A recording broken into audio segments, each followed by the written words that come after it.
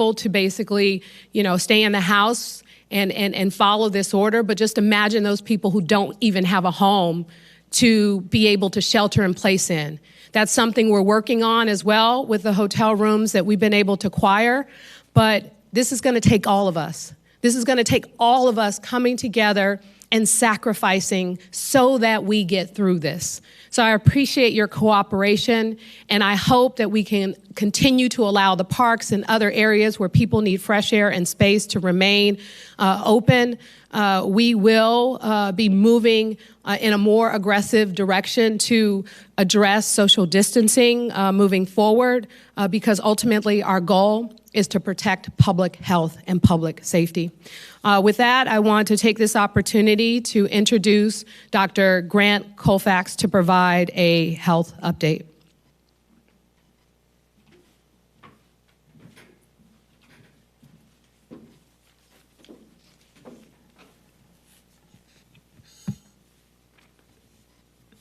Thank you, Mayor. Good afternoon. I am Dr. Grant Colfax, Director of Health. A week ago today, Mayor Breed and surrounding Bay Area counties announced an unprecedented order that residents must stay at home in order to slow the spread of the coronavirus.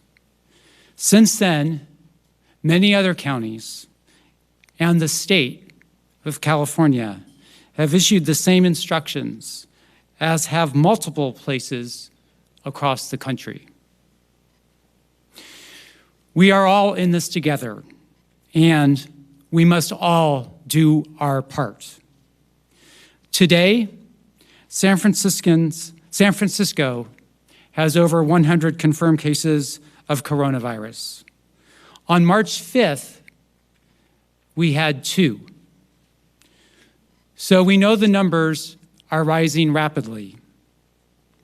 We also know that the confirmed case count is not a true picture of the spread of the virus in the community. This is why we must stay vigilant and recommit ourselves to staying home and leaving the house only for essential reasons.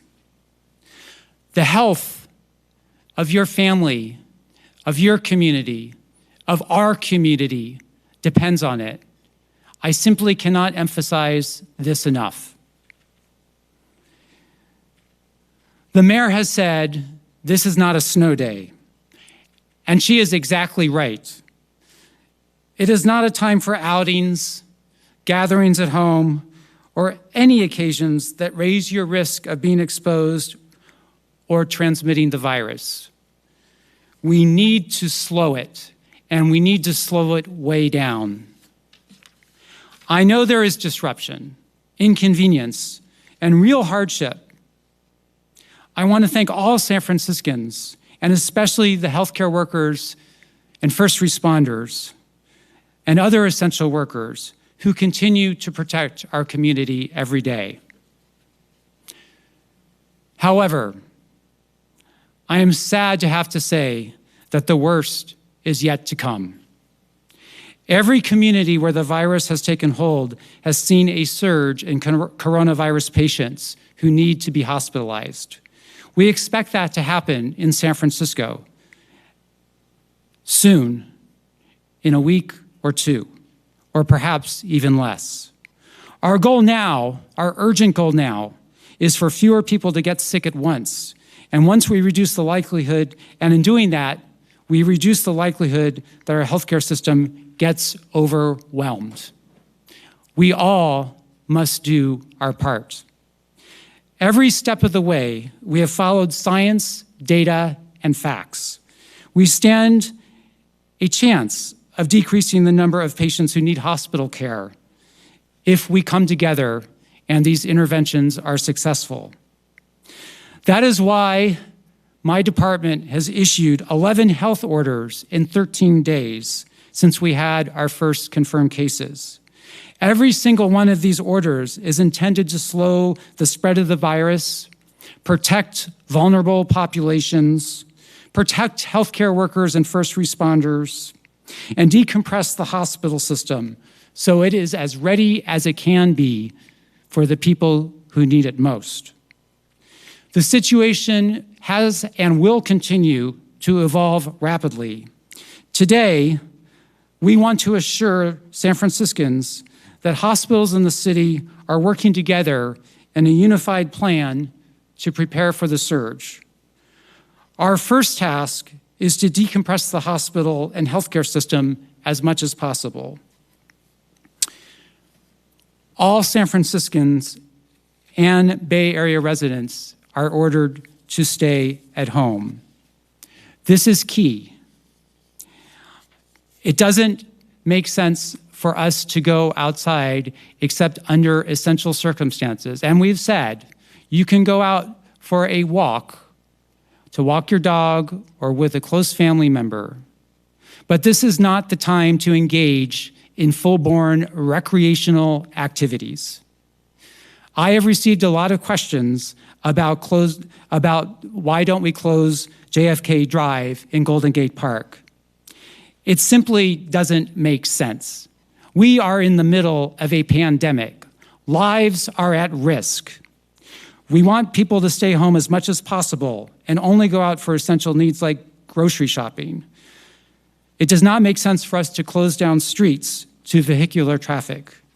I understand people need to get out to get fresh air, but closing a street will encourage people to congregate in that area, which is counter to our public health goals. There are plenty of spaces in our city for people to get the exercise they require while maintaining adequate distance. We must continue to focus on social distancing and slowing the spread of the coronavirus. We are taking other key steps to prepare for the surge. We are restricting the surge in hospitals. We are restricting visitors to hospitals, long-term care facilities, and residential facilities to protect the health of the most vulnerable populations. We have canceled or postponed elective surgeries and routine medical appointments, moving services to telephone and video conferences as appropriate and whenever possible to reduce the volume of patients in the healthcare system. We are providing child care for healthcare workers at hospitals and clinics across the city to make it easier for them to continue working during the order to shelter in place. We are providing places outside the hospital for people with suspected or confirmed cases of coronavirus to remain safe and isolated to free up hospital beds. We have ordered enhanced cleaning of SROs, expanded shelter hours, and more meals served to shelters and navigation centers to improve the health and safety of vulnerable populations and to reduce hospitalizations. And as the mayor mentioned, we are scaling up staffing. Our hiring this weekend was unprecedented, with over 80 nurses offered jobs on the spot. And we will continue to need as many nurses as we can get. We are also preparing for an increased demand for necessary supplies. And let me be clear, with regard to supplies and personal protective equipment, or PPE, every healthcare provider in the city, from hospital CEOs to doctors, nurses, and frontline workers, wants there to be enough PPE for patients and healthcare staff who need it. Although PPE is in short supply everywhere, in San Francisco, in the Bay Area, across the nation, today we have enough. However, I am very concerned that will change when we get to a surge of coronavirus patients, and we are working on multiple fronts to get more supplies.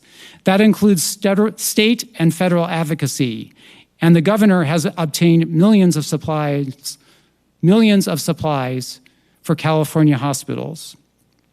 We also greatly appreciate large donations like the one that Supervisor Stephanie organized last week. Our top priority is the health of our patients, our community, and the people who care for them. In this challenging moment, we must remember our identity. We are a city of compassion and empathy in response to disease, as we have proved collectively throughout our history. I encourage everyone to support those who may be fighting this virus, who may be isolated at home, or who may be waiting for test results. This is our time to stay apart while we stand together as San Franciscans. Thank you.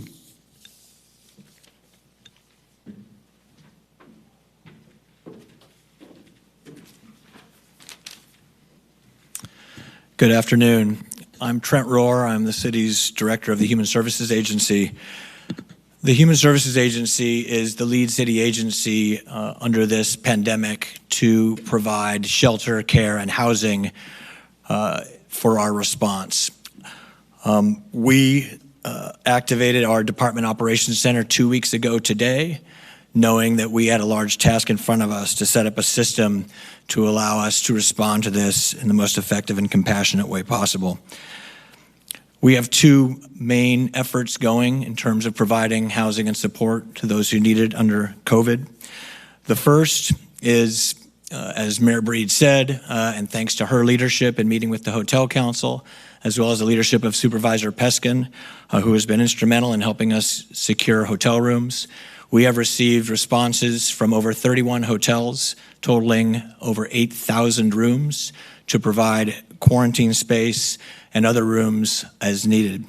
I'll walk through the list of priority populations for those hotel rooms in the following way. The first group is to provide quarantine rooms for individuals whose current housing situation does not allow them to self-quarantine.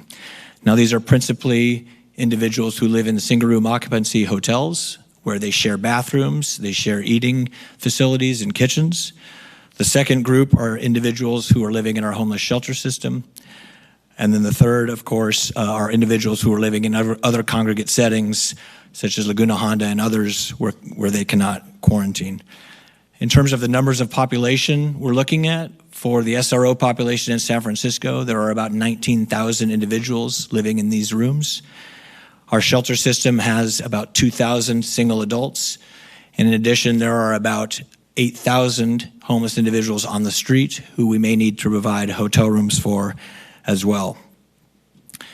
With respect to that last population, the homeless who are on the street or in our shelters, the number one priority now, as Dr. Colfax said, is to provide a quarantine for those individuals who are currently in our hospital and waiting for a test result for COVID. These are individuals who do not need to be hospitalized based on their medical needs, but are in the hospital because they will not be released to the street. They must be released to quarantine rooms. To that end, we have secured 310 rooms to date to support this population, and we'll begin activating the large portion of those tomorrow morning. We currently have 60 rooms under lease, and only about 15 of those are occupied, so we can certainly manage the needs for our hospital system now. The second group of individuals are seniors who are living in the city's long-term care facilities, principally Laguna Honda Hospital, but other long-term care facilities. To the extent these individuals can self-care with a mild or medium level of support, we want to put them in hotel rooms to make sure that they don't contract the virus. In addition, it's critical that we provide support to our first responders. Some of the hotel rooms will be dedicated to our first responders. These are health workers on the front lines, whether they need them in order to remain in the city and not go back to their homes and communities and potentially get infected or spread infection. And also, if our frontline healthcare workers need to be quarantined, we have rooms for them as well. We also are activating a shelter plan in addition to the hotel rooms that we're securing. Now, the shelter is going to be targeted to individuals who are in a high-risk category but cannot self-care. And what we're calling these it's an integrated care shelter, which is really a shelter that provides health support, other needs that are critical to this population and that simply can't be provided within a hotel room. The shelters will also be used to decrease the population that are currently in our homeless shelter system in order to effectuate the social distancing we need in those shelters. We need to ensure 6 feet of separation across the 2,000 beds we have in our system. Those individuals will be placed in one of our shelters that we're setting up. We currently have Moscone North, which will be activated within 24 to 48 hours. That will be our integrated care shelter. We are assessing a second site that will serve as our shelter principally to reduce the census in our homeless shelter system. As the mayor said, we have about over 8,000 hotel rooms that came forward through our request for quote process. We estimate for all the populations that I just walked through that we will need between 4,000 and 4,500 rooms. It will take assessment teams to look at each hotel. This is a health inspector assessment, my staff assessment, and then we'll enter into negotiations with each of the hotels to provide the rooms that we need. As I said earlier, by the end of today, we will have a total of 320 rooms. We anticipate needing several hundred more over the next few days and anticipate those being able to come online. Again, I can't stress enough the leadership of Mayor Breed, Supervisor Peskin, and really the partnership and the compassion that the hotel owners, the hotel council have showed by stepping up and offering a significant number of rooms that we are confident will help us meet our needs. Thanks.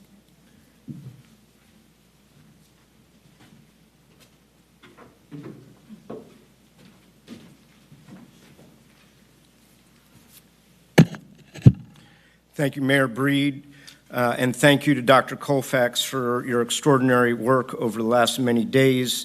My name is Aaron Peskin. I'm a member of the Board of Supervisors, joined in this room by my colleague, Supervisor Catherine Stephanie. The Board of Supervisors has had a full-time presence here at the Emergency Operations Center since last week and will continue to do so through the duration of this event. And the Board of Supervisors will continue to meet virtually. Our first ever virtual board meeting will take place tomorrow. Public comment is, as always, encouraged. You can watch this on sfgovtv.org, where it will be live streamed. Members of the public can participate in the democratic process by calling in questions or public comment at 415-554-5184. And for more information, you can always go to the Board of Supervisors website at sfbos.org. And I would like every member of the public to know that there is incredible, constantly updated information at sf.gov, that's sf.gov. All of the questions that have been coming to us here: what is an essential business? What about moratoriums on evictions? And other information is all set forth at sf.gov. Thank you.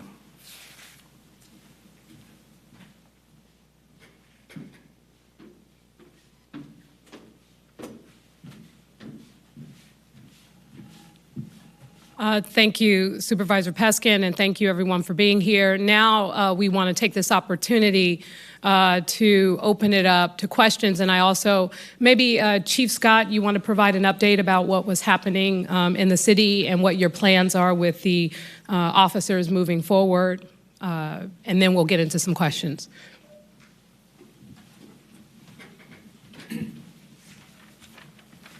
Thank you, Mayor. Good evening, or good afternoon.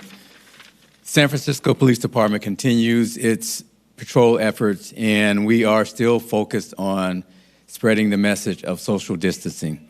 We've had some challenges, but overall, San Franciscans are adhering to the public health order. Our businesses have been absolutely outstanding in compliance, and I'm not saying that I can speak for every one of the 1,000 businesses in the city of San Francisco, but by and large, we have gotten compliance. As was stated by Trent Rohr and stated by the mayor, we have had some challenges with social distancing. And let me be very clear, we said from the start, and we started at 12:01 a week ago, Monday night, Tuesday morning, with checking bars, checking restaurants, and advising the public to stay a safe social distance of 6 feet away, and we will continue to do that.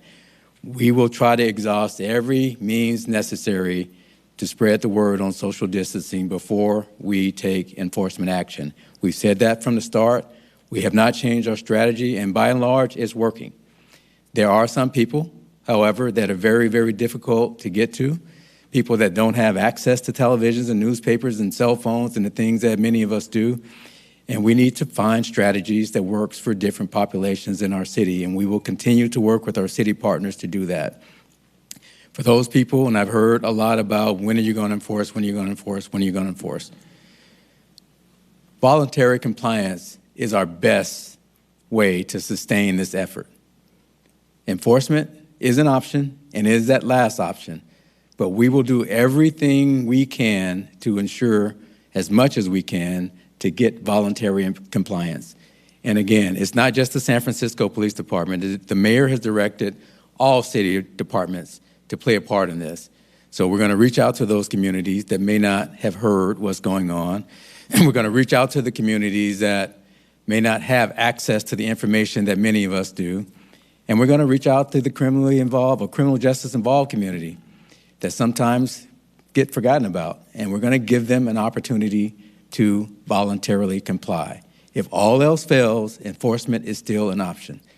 The health order is legally binding. It is a misdemeanor, but we don't want to make a problem into a bigger problem by not being thoughtful about the way we go about our enforcement efforts. I've talked to many other police chiefs around the country, and we're all pretty much doing the same thing. We're trying to get voluntary compliance because we believe that is the best way to go. Our officers are doing well. We have not had any confirmed exposures in the San Francisco Police Department, thank goodness. But as Dr. Colfax has said, we're prepared if we do. We have good protocols. We've worked with our Department of Public Health. We work with our physician that works for the San Francisco Police Department to put together good sound protocols, common sense, hygiene, wash your hands, use hand sanitizer, wipe down your equipment. Don't engage and put hands on when you don't have to. We've worked with the district attorney's office. We've worked with the other partners in the criminal justice system to make sure that we do this thoughtfully. And that is so important. We have to do this thoughtfully. This is not the time to panic. This is not a time for a knee-jerk reaction.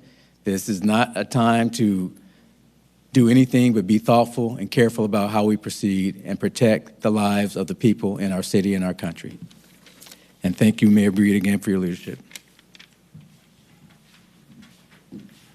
Thank you. And again, I appreciate everyone who's here today to provide us with updates. I also really want to express my appreciation to the press and your understanding for the need to do a virtual press conference, and also for focusing on getting the information out, making sure that we provide an accurate information to the public. I have said time and time again that what we want to do most in every step of this very challenging time in our city and our country is to make sure that what we say we're going to do, we can actually do it. What we say is happening is actually what's happening. There is nothing more important to us than making sure that we provide the public with accurate, up-to-date information and making it clear about what we can and cannot do. This is a very serious issue. And I know that it's been very challenging with people who have had to, change what we are normally used to. Even our direct interaction with people we're used to engaging with in person. It has been very challenging, even in this week's time period, I know, for so many of you. But for the sake of public health, to make sure that we get through this with the least amount of impacts on people's lives, we have to comply. And this is the only reason why we are putting forth such strict requirements on the residents of this city and what we are preparing for, as Dr. Colfax said, the fact that this is going to get worse. I mean, think about it. I declared a state of emergency on February 25th, where we had no cases as of February 25th. And almost a month later, we are at 131 and climbing. So that hopefully will give you some indication of what is happening. I mean, look at what is happening all over the world, in Italy and other places, where they don't even have the capacity in their hospital system to take in people who need hospital care. I never want us to get to that place here in San Francisco. So for the sake of respect and love for your family, for your neighbors, for the city, please comply with this order. And with that, I'd like to open it up for any questions that any of the reporters may have. Okay, we're going to take, this is the Public Information Officer, we're going to take questions one at a time. You'll have an opportunity for one question and a follow-up. First question, Christian, KTVU. Okay. Christian, please, please turn the sound down on your feed. Yep, just did. Wondering if we could get some clarity from Dr. Colfax on the timeline. How will we know if, in fact, the efforts that we're taking are working? And what are the projections? He said within a week or 2 weeks is when we expect to see that peak.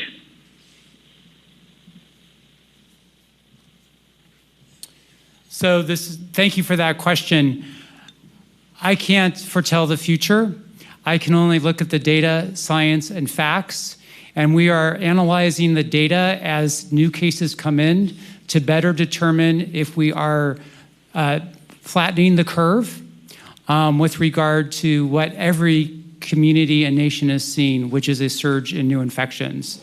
I can be confident that things are going to get worse before they get better. Unfortunately,